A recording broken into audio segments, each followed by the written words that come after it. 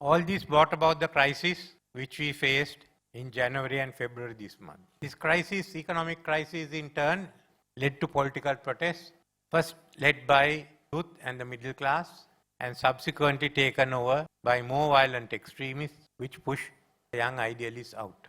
We witnessed two outbursts of violence. The second one aimed at actually bringing the government machinery to a halt by taking over all the establishments necessary for that fact. Fortunately, as the Honourable Speaker knows, the Parliament was saved.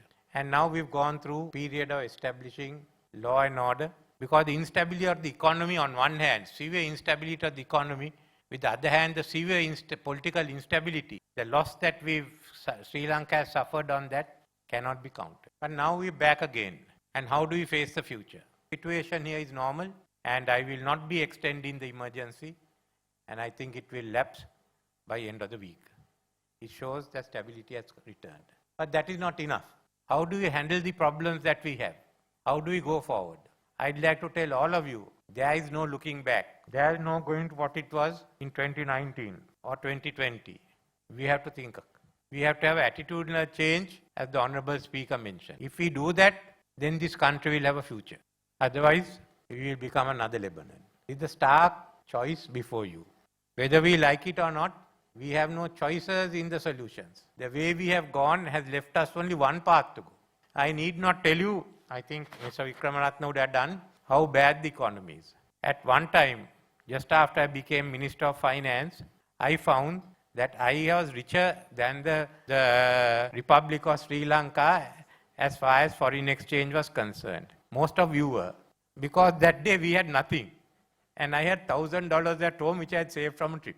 So I was more than 1,000 times richer than the Republic. But if you take a person like Mr. Sanjeev Gardner, he would have been about 1 million times richer than the Republic. So nevertheless, that was what we were. There were times when we were looking at getting $2-3 million just to pay off a bill. We are out of that stage now, fortunately. But we are not out of the woods. We cannot go on as an import-dependent economy with the balance of trade not in our favor. What are we going to do now? There is the short term, what you call stabilization. Well, we are now discussing with the IMF to finalize a staff-level agreement. And we are at the nitty-gritty. Now, when you set the criteria and targets, 0.25% can make a difference between prosperity and disaster. But it means a complete restructuring of our economy. When the government sector falls, we must have enough money and enough income to fund education and health. A new system of education, social mobility comes from education and health system and housing. Those are basic needs. So we've got to move towards the social market economy. Restructuring what we have, economy. Then the governance itself. Everyone admits this model has failed. Now, are we going to do the same politics again to bring the same model back? This is the question for all those in politics, both inside the parliament and outside. How are we going to restructure? It's not reform, it has to be restructuring of the whole system. So we are trying, as the Honourable Speaker knows, a new experiment. Firstly, all right, let's have the 22nd Amendment and pass it.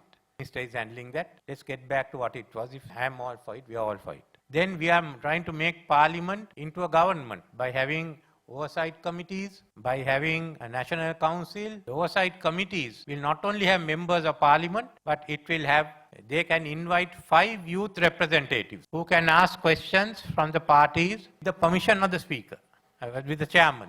While they cannot write into the report their views, they can have the right to put an addendum to the reports as to their views. Now that is far-reaching. No other country in the world has allowed the oversight committees for young people to come in and take part. So we have to make a success of it. We'll have other committees that will overlook. There will be about 5 committees covering finance. So they have to work together with the government. So the Parliament becomes a government, become a part of government. And with us willing, invite some of the members of the committees to come for cabinet meetings. And the National Council, which will consist of all the party leaders, to see where we can reach a consensus and try and reach a common minimum program.